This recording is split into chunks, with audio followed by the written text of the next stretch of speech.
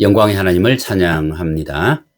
복된 날, 그리고 승리하는 날 되시길 원합니다. 오늘은 교재 111쪽에서 봅니다. 여러분, 다윗이 기름 부음을 받고 블레셋이 쳐들어왔을 때 다윗은 그 상황 속에서 하나님의 의견을 물었습니다. 그죠? 하나님 올라갈까요? 하나님 저들을 제 손에 맡기시겠습니까? 하나님 올라가라고 말씀하세요. 내가 너의 손에 맡긴다고 말씀하세요. 그러면요, 이미 승리가 보장되었잖아요. 하나님 나와 함께 하실 줄 믿습니다. 그리고 전진하는 거 하고 내가 하나님의 음성을 듣고 승리가 보장된 전쟁터에 뛰어드는 것하고는요, 엄청난 차이가 있습니다. 두려움에 사로잡힌 걸음이 아니라요, 말 그대로 다라크예요. 다라크는 뭐냐? 행진을 하듯이 전진해 나아가는 거예요. 여러분, 행진을 한다는 얘기는요, 앞에 막힘이 없어요. 그죠? 왜냐하면 승리가 보장되어졌기 때문에. 행진을 한다는 얘기는 사람들의 박수 소리, 갈채만 있다는 얘기예요. 다윗은 그 전쟁을 치르러 나가는 겁니다. 어떻게 해요? 하나님의 음성을 들었다는 이유만으로. 그래서 우리가 하나님의 음성을 들어야 될 이유가 바로 거기에 있습니다. 하나님께서 무엇을 해 주시기를 기도하고 뒤로 물러서 있는 것이 아니라 하나님 앞에서 어떻게 해야 할지 자기 의견을 여쭙고 그리고 그 음성을 듣고 나가는 거예요. 이게 종의 자세입니다. 여러분, 저번에 한번 제가 이 책을 소개해 드렸는데,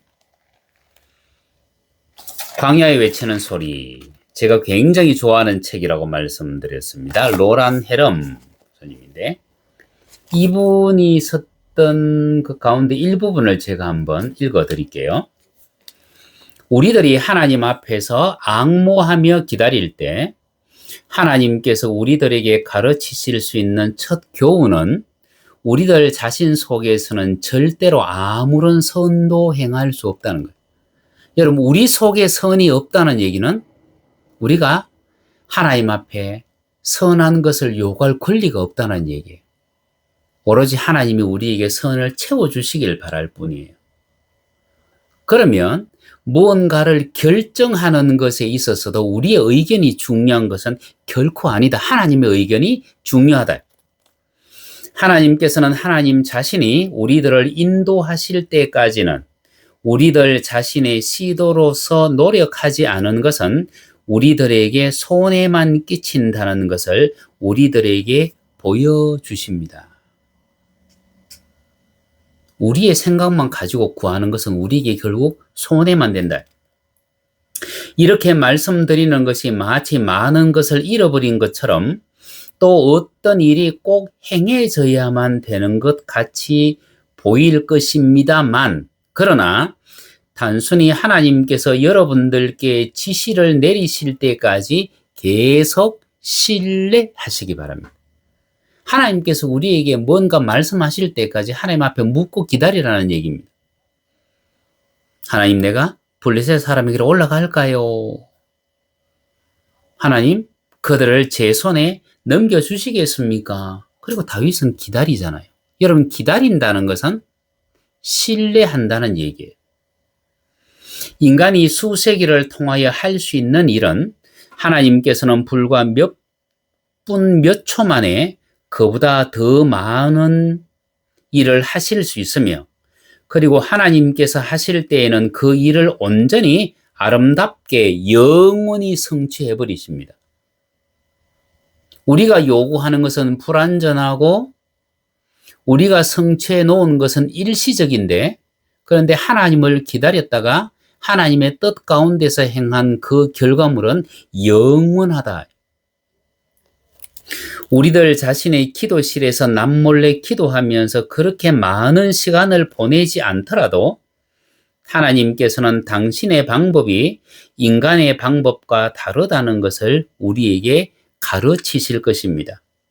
우리들의 일들이 척척 진행되기를 열망할 때에 하나님께서는 아주 천천히 운행하고 계시다는 것을 우리들이 알아야만 합니다. 하지만 하나님께서는 때가 되면 신속히 운행하십니다. 하나님의 때, 하나님의 때. 이 하나님께서 막 움직이시기 시작하는 때를 플레루라고 합니다. 하나님의 때. 하나님이 움직이신다. 하나님이 움직이시는 것은 언제 움직이시느냐 하면 하나님이 움직일 수밖에 없는 그 근거를 우리가 만들었을 때 움직이는 거예요. 이 부분은 제가 113페이지에 가서 다시 한 번 더 설명드리도록 하겠습니다.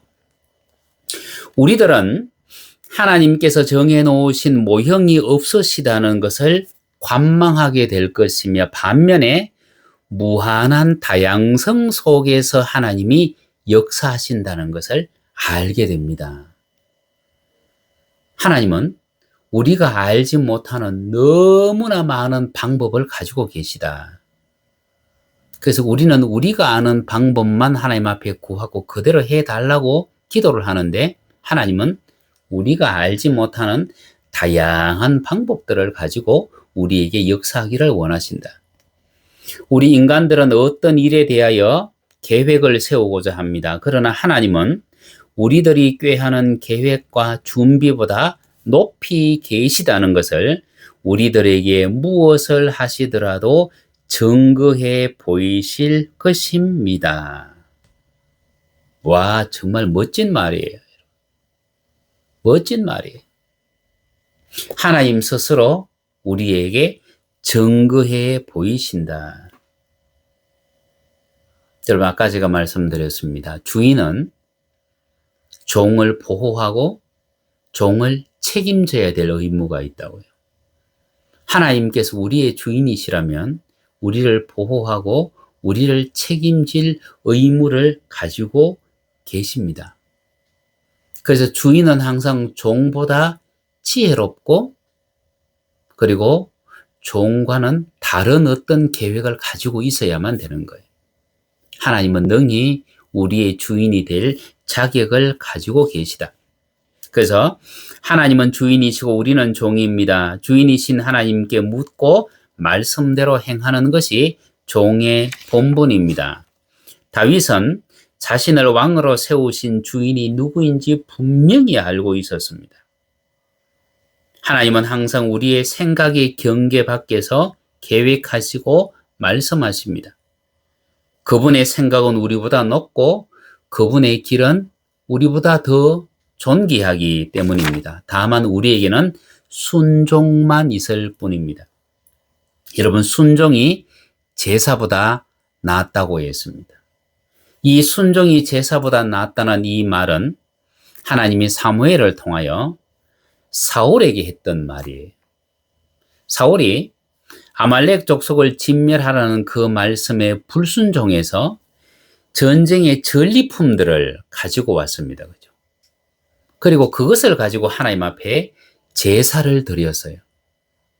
이 제물은 뭐냐면 불순종의 열매예요.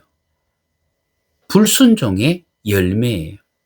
그것을 가지고 하나님 앞에 제사를 드리려고 했을 때 하나님은 엄히 책망하시면서 순종이 제사보다 낫다고 했습니다. 여러분, 순종은 뭐예요? 말씀을 듣고 행하는 거예요. 그래서 하나님은 야고보서 1장 19절에서 말씀하셨죠. 말하기는 더디하고 듣기는 속히 하라.